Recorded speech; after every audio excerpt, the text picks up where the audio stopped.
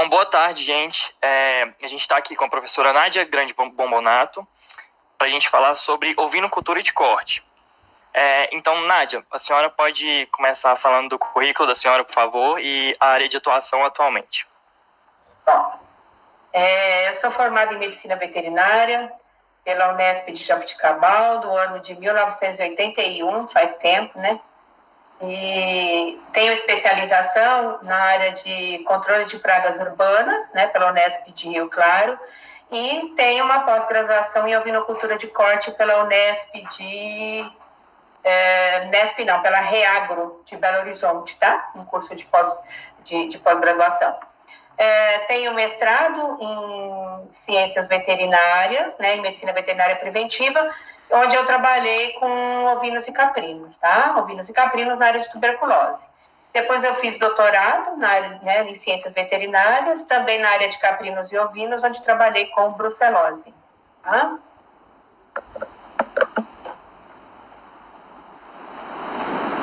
Então, agora, para começar, cada um da gente vai fazer uma pergunta para a senhora responder, tá? Aí.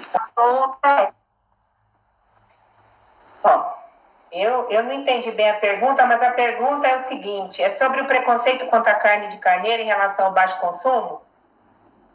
É isso? Em comparação com outras espécies? Então tá, vamos lá. A questão é a seguinte, gente, na verdade o preconceito, ele existe em determinadas regiões do país. Porque, por exemplo, a minha experiência de vida, né, eu fui criada no Nordeste, então lá se come muito mais carne ovina e caprina do que propriamente carne bovina, né? Então lá não tem esse preconceito, certo? Agora, se a gente pegar os estados do Sudeste, tirando São Paulo, que já está um pouco mais acostumado, existe sim um pouco de preconceito, mas é falta de conhecimento, tá, gente? Se a gente for lá para o sul do país, já muda, eles são acostumados principalmente com a carne ovina, no consumo. Então, esse preconceito, ele fica delimitado realmente a esses estados do Sudeste, tá? É isso que às vezes falta um pouco na população, é ter conhecimento dos costumes, né, de consumo de carne, não é verdade? Porque hoje, se você perguntar para um pernambucano, né, se ele prefere a carne ovina ou bovina, ele vai falar que ele prefere a carne ovina, porque realmente lá existe um consumo muito grande, né? É uma coisa até advinda da questão climática deles, né? Porque eles têm, lógico, uma condição de criar na região do Agreste, região de Caatinga, os ovinos e caprinos, tá certo? E quanto à questão do preconceito também, deixa eu falar, a forma de consumo dessa carne, né, relacionada ao sabor dela, às vezes a pessoa não está acostumada, leva a ter um preconceito. Mas por quê? Isso é só aqui, tá, gente? Porque se você perguntar também para o nordestino se ele prefere, né, o animal mais jovem, o cordeiro, ou se ele prefere um animal mais erado, ele gosta do animal erado, quer dizer, o animal mais velho. Ele não está preocupado com aquele sabor característico da carne. Mas no sul e no sudeste, realmente a preferência é pelo cordeiro, né? Pelo cordeiro, onde tem o gosto característico da carne menos atuante ali, certo? Então, é tudo uma questão de gosto, né, gente? Então, a gente tem que ver realmente o que é que eles vão preferir, né, que o mercado... Então, pessoal, pelo que a gente viu, essa questão da cultura, né, no consumo de carne de ovinos, ela influencia muito. Tipo, os nordestinos, eles não se preocupam com a idade do cordeiro, né, do carneiro, e eles preferem mesmo consumir ele mais velho, a carne do animal mais velho, porque eles simplesmente não se importam com o sabor, que pode vir a ser forte na idade. Na verdade, eu acho que eles até devem gostar, né, do sabor mais diferenciado, do cheiro mais diferenciado, pelo costume, talvez, né? Por ela ser uma região que facilita muito a criação de ovinos, acabou sendo uma região muito propícia para eles criarem essa cultura, né, de consumir carne de carneiro. O que não aconteceu muito, né, igual a Nádia falou, na região sudeste, aqui já é uma região que ainda tem uma certa resistência, né, com esse consumo de carne em específico. Essa parte da cultura também, pessoal, pode ser também um motivo de lá no sul eles preferirem os carneiros, a carne, né, do cordeiro, que é o animal mais jovem, justamente por causa do sabor ser mais suave do que de quando ele é mais velho. Sim, igual a gente tava falando um dia, tipo, no pessoal, né, a gente falando lá de carré, né, velho, carré de cordeiro, que lá eles devem consumir muito, porque tem o churrasco, né, no sul, churrasco gaúcho, essas coisas, então, pelo menos o carré de cordeiro eu sei que eles consomem muito, e aqui eu acho que o pessoal tem resistência, porque não é um animal tão comum de criação aqui, né, então, por ser um animal diferente, por exemplo, meu pai come muito, a gente faz muito aqui em casa. Então, quando ele chega e fala que é carne de cordeiro, carne de carneiro, carne de ovino, tipo, quase ninguém come, só eu e ele mais que come, porque a gente que gosta. Mas quando ele vira e fala que é um animal diferente de boi e porco, que é o que a gente tá acostumado aqui, tipo, todo mundo fica meio, sei lá, não sei se eu vou comer isso, né, velho? Aí eu acho que é meio por causa disso mesmo, porque é um animal que a gente não cria muito aqui na região. E fica o preconceito também, né? Tipo assim, não é um animal comum da gente ver sendo criado aqui na nossa região e nem de consumir. Então acaba tendo mais uma ignorância também, né? Porque nem querer provar, as pessoas tentam. Pois é, esse preconceito, igual ela falou, é mais por uma falta de conhecimento, né? Vai escutando aquilo ali de que é um animal de fazer ritual estranho e acaba que diminui muito o consumo deles. Pois é, o pessoal acha que tem muita ligação com o bode, né? Isso. Que é bem diferente, né? Mas mesmo assim, eu acho que tem um preconceito tanto na parte religiosa quanto na parte cultural também. As duas pesam na mesma medida. Acaba que é por falta de conhecimento mesmo, né? A pergunta é como deve ser feito o abate correto desses animais? Pergunta cruel. Mas eu tenho que fazer a coisa de acordo com o que eles falam, né? Bom, vamos lá. Nós sabemos que 70% a 80%, eu estou sendo boazinha, viu? É muito mais.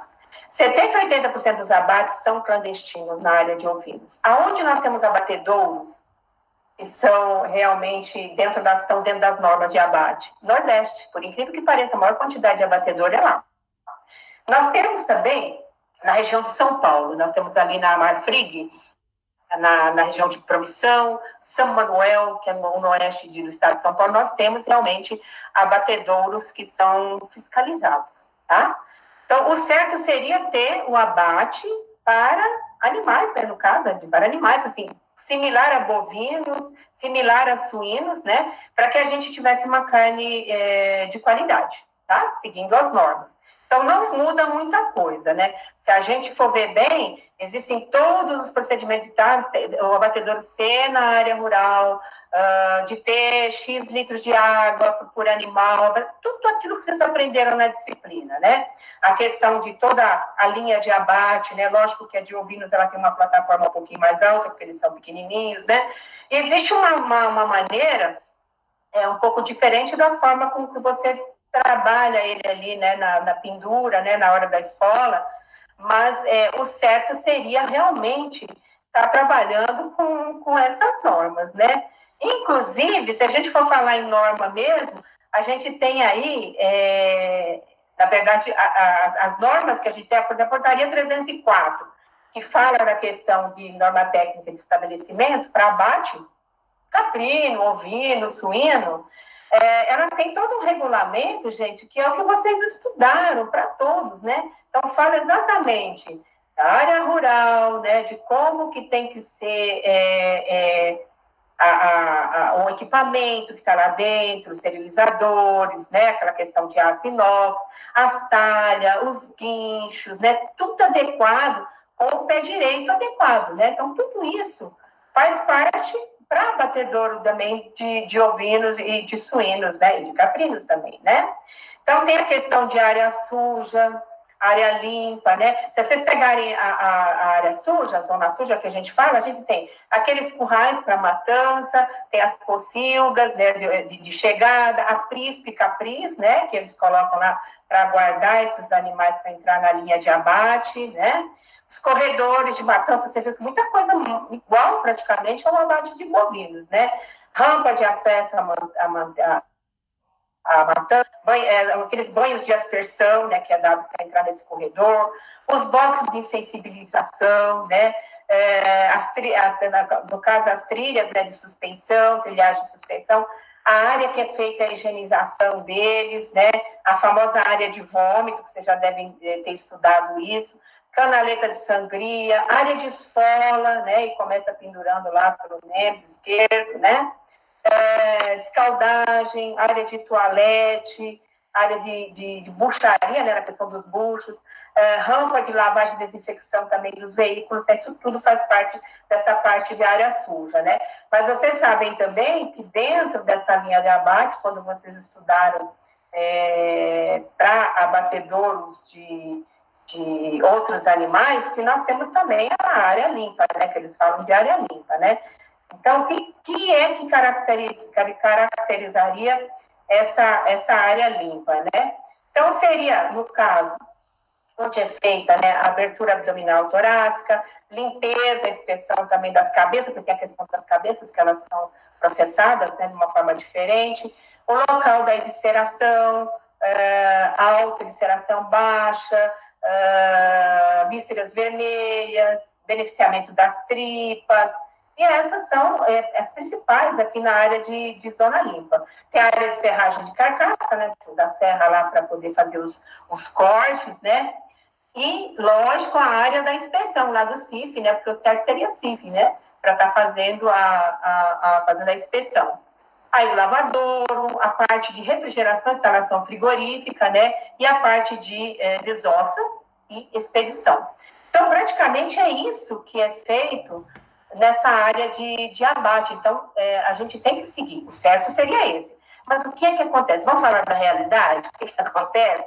A gente tem que ser bem realista na parte de ovinos. No Brasil como um todo, tirando esses frigoríficos que há muitos anos trabalham com abate de ovinos e caprinos, ela é feita no frigomato, gente. E aí ninguém que o pessoal faz vista grossa. Se você chegar e fizer uma denúncia hoje, Patos de Minas, falar assim, fulano de tal, tá matando no frigomato e tá entregando lá na churrascaria X. Não vou citar nomes aqui na gravação. O que vai acontecer? Nada, sabe por quê? Porque hoje, o sistema IMA, ali em Patos de Minas, não tem as normas para serviço de inspeção municipal e estadual. Então, eles não sabem nem orientar como é que eles têm que fazer a área de abate para ser fiscalizada. Vocês entenderam o problema? Então, como eu digo, o buraco é mais embaixo. Eu acho que tem que ter toda uma adequação para poder dar suporte a esse produtor, né? Então, por enquanto, tem essa vista grossa. Mas a lei existe, a norma existe, vocês conhecem, porque é a mesma para bovinos, e ela tem que ser seguida, tá?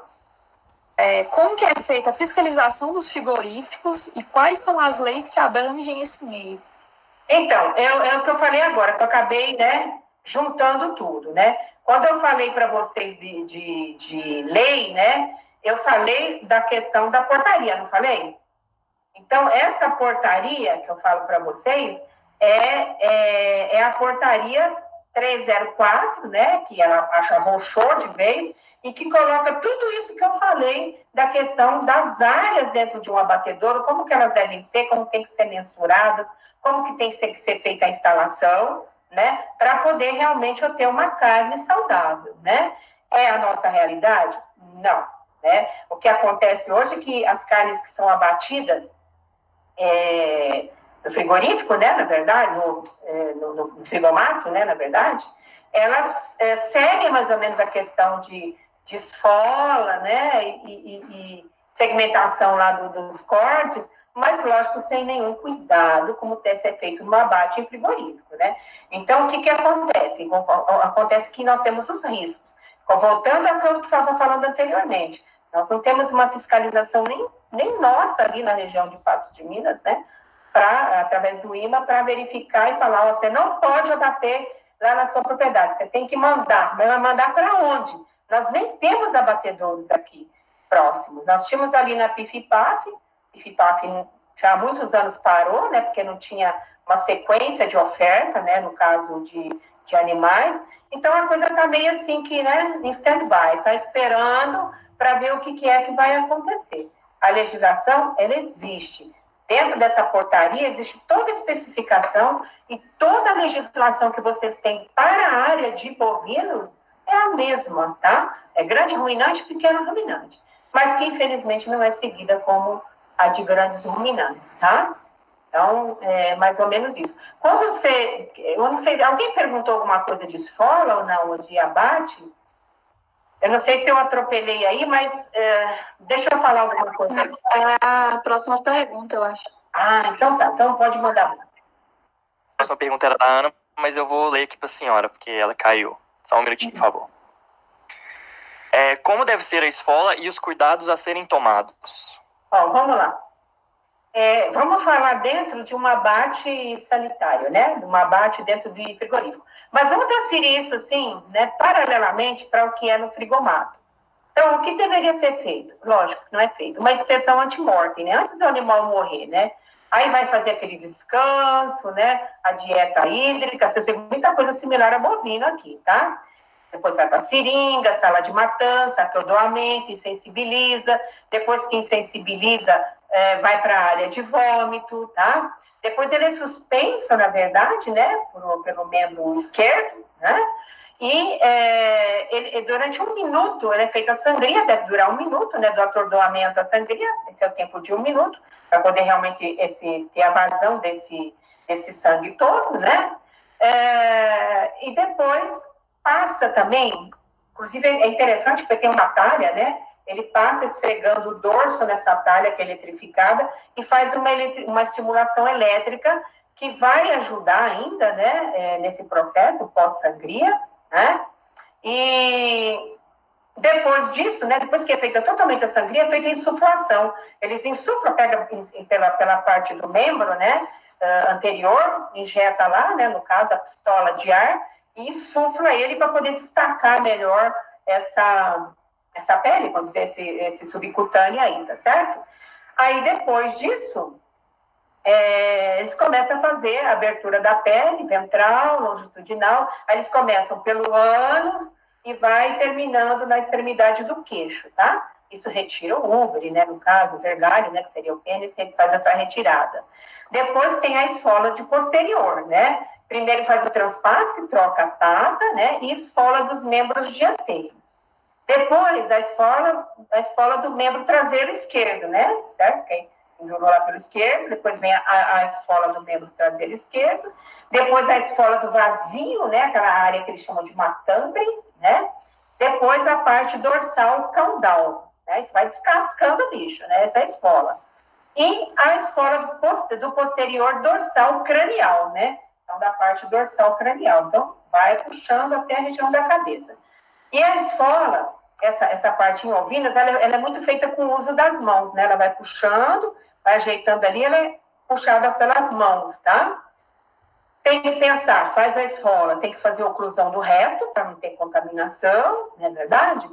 E depois pensar na esfola da cabeça, né? Que é a última parte, né? A esfola da cabeça. E a identificação, no caso da cabeça, em relação à carcaça, né? Que ela foi retirada. E aí, na verdade, solta essa pele, né, e vai no início da área limpa, onde esse animal vai ser feita a serragem, né? Aí vai segmentar em termos de cortes aí, tá certo? Então, vai ser retirado, libera o esôfago, tem que liberar o esôfago, né? Depois faz a oclusão desse esôfago, faz a evisceração com a abertura do abdômen, tá? Lava essa cabeça, né? Ela estava identificada, ela foi retirada, lavada, e depois vai para a inspeção pós-mortem, ou seja, vai ter o pessoal da fiscalização verificando como é que estão, né, as vísceras e tudo mais, tá certo? Vai ter uma linha de inspeção de fígado, olha, gente, o que eu estou falando aqui é igualzinho bovino, inspeção de fígado, o preparo da cabeça também para inspeção, e a inspeção da carcaça como um todo, tá? Tem também a inspeção, além do fígado, temos dos rins e depois uma mesa de inspeção com direcionamento das vísceras, das miúdos, porque isso aí é vendido separado, tá certo?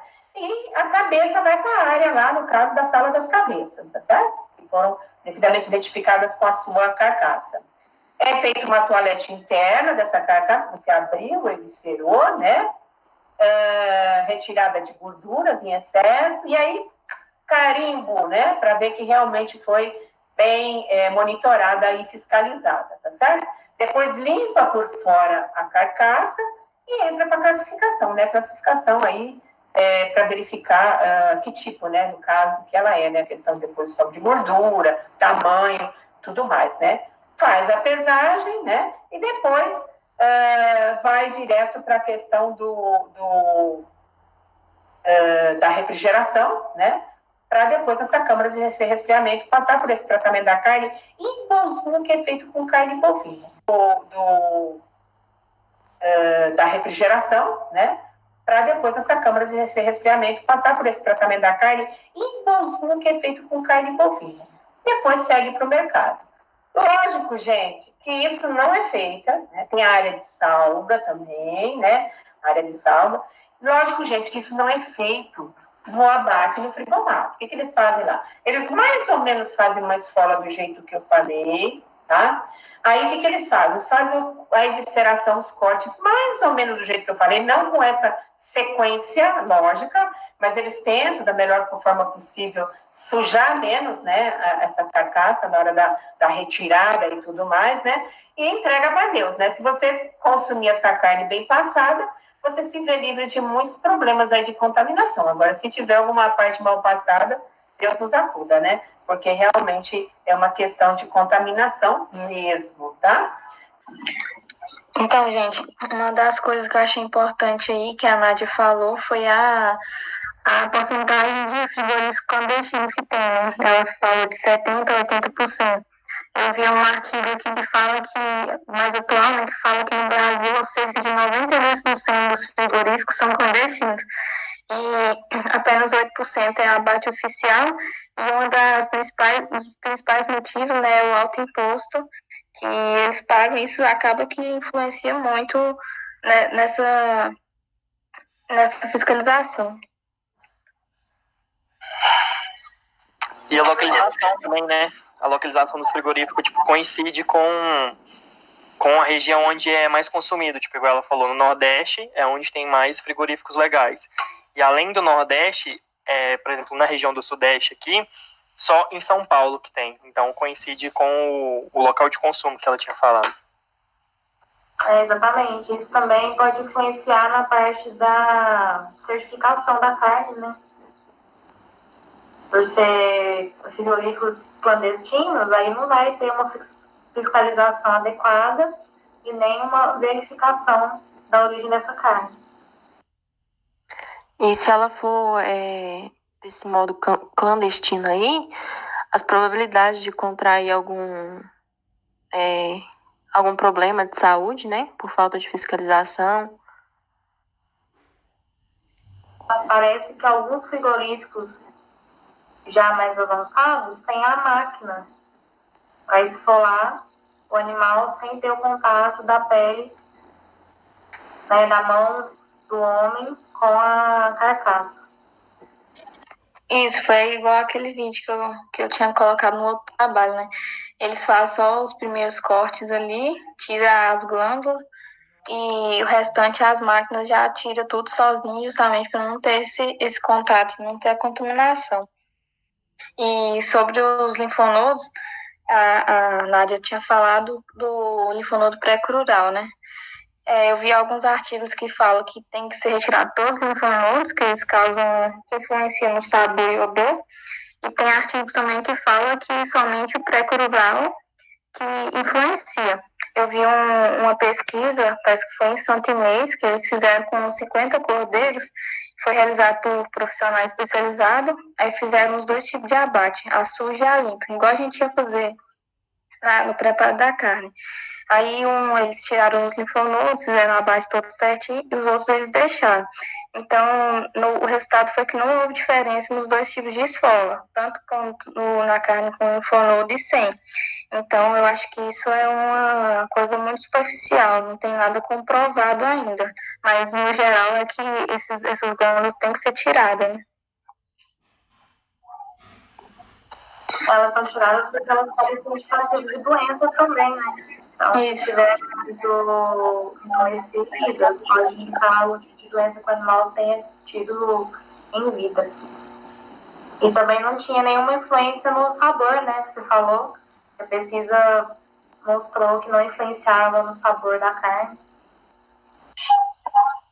Eu acho que uma das coisas que pode influenciar também no sabor da carne é o estresse do animal, né? Como qualquer outro animal que vai ser abatido, tem que sofrer o mínimo de estresse possível. Igual no abate, eles é feito a sala, né, de sensibilização, que eles recebem na região cervical, para depois ocorrer a sangria, e assim eles não sofrem mais, muito, né? Depois, retirada a cabeça, a pele e os linfonodos. É só um raciocínio meu aqui, talvez eu esteja viajando, mas tá. Por exemplo, a Nádia falou que lá no Nordeste eles consomem mais, né? Lógico, lá tem mais abatedores, eles consomem mais. Mas, tipo, eu acho que por lá ter mais abatedores, por lá ser feito da forma correta, eu acho que isso seja um motivo deles gostarem mais da carne, entendeu? Porque lá é feito a preparação é feita do jeito correto. Então acaba que por exemplo, eu acredito que fica mais gostoso a carne, né? Então, além deles serem acostumados, além de lá ter o clima para produção, né? Mas eu acho que isso também é um motivo deles gostarem mais, porque lá é feito da forma legal, é feito da forma certa, e não um clandestino, como um frigomato, por exemplo, onde, sei lá, o cara que vai matar esfrega a mão no couro, esfrega a mão na carne, e aí acaba virando aquele gosto característico, aquele negócio mais diferente mesmo da carne de bovino, por exemplo. Os ácidos graxos e a presença do linfonodo influenciam no sabor e no odor da carne. Tem. Bom, vamos lá. Gente, quando vocês assistiram minha aula, vocês assistiram minha aula? Na verdade, a gente sabe que o ideal seria abater cordeiro até os 180 dias de idade, né? Esse seria o ideal, né? É ter uma carne de qualidade, com menos gordura, impregnada, mais macia, dependendo, né, da raça do animal, né? E ela tem, nessa idade do animal, uma coloração clara, avermelhada e clara, tá? E o sabor, né, até essa idade, ela é suave, não tem aquele sabor tão forte de carne ovina de um animal mais zerada, tá? E, lógico, menos gordura. Então, quando a gente fala de menos gordura, vamos ver aí, qual que seria o percentual, né, no caso de gordura no animal, no caso, no corte, aí um animal um pouquinho mais zerado, 9,5% de gordura, tá? Mas a gente sabe que a média aqui no nosso país ocorre por volta de 3 a 4% de gordura da carne, tá? Isso de animais jovens, tá certo? Bom, em relação a essa qualidade, a qualidade da carne, ela vai ser decorrente do quê, gente? Daquilo com que eles se alimentam, do genótipo, seria a genética deles, o sexo, influi muito, idade e peso ao abate. Isso principalmente peso ao abate, né? Então, a gente tem que pensar, dependendo do sistema de produção que é criado esse animal, eu vou ter em relação aos ácidos graxos que vocês me falaram, né? Uma maior, uma menor quantidade, tá certo? Então, a gente tem aqui, vamos dizer, a questão do sistema de produção, influenciando em pH da carne, na cor, no aroma e na quantidade de ácido graxo. Então, quais seriam esses ácidos graxos, né?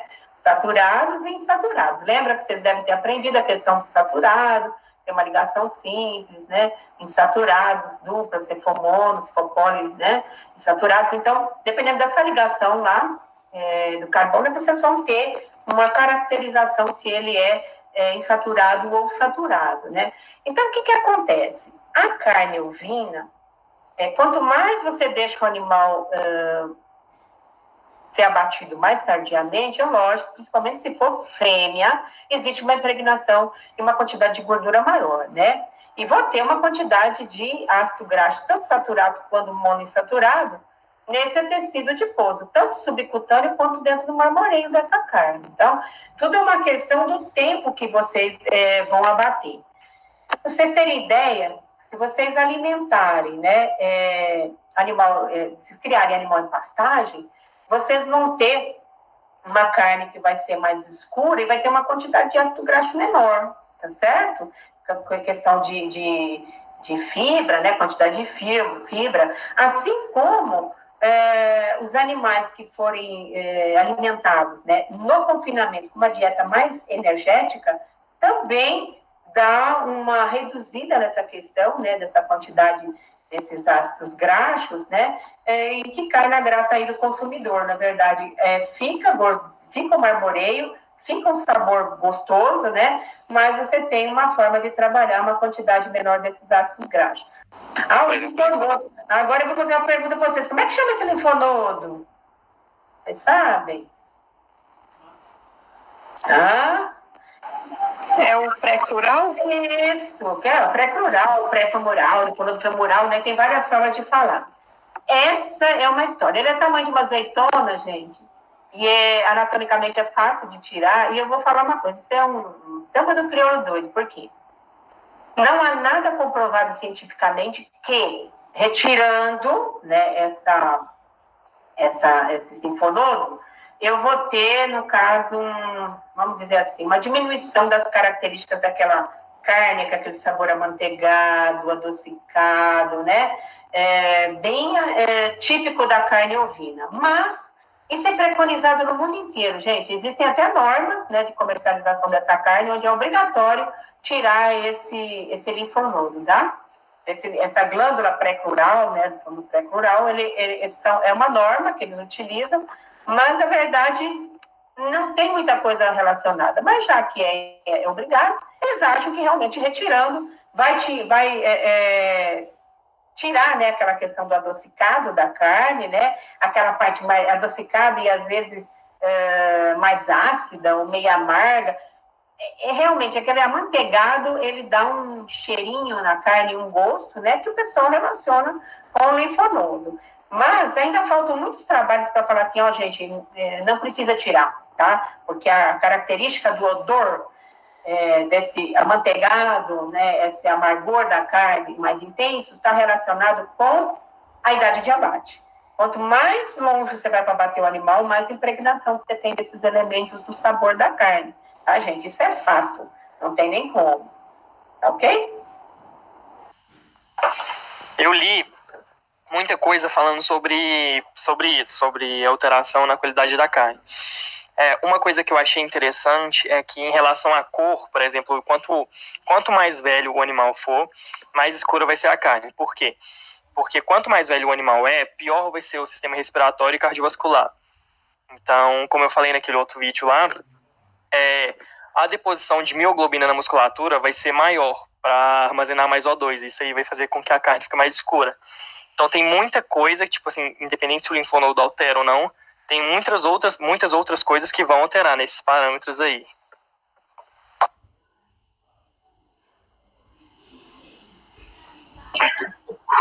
Pois é, então o principal fator que altera a qualidade e sabor da carne, que mais comprovado assim, é a idade do animal e não a glândula, né? Já que não tem nenhum estudo que comprova isso.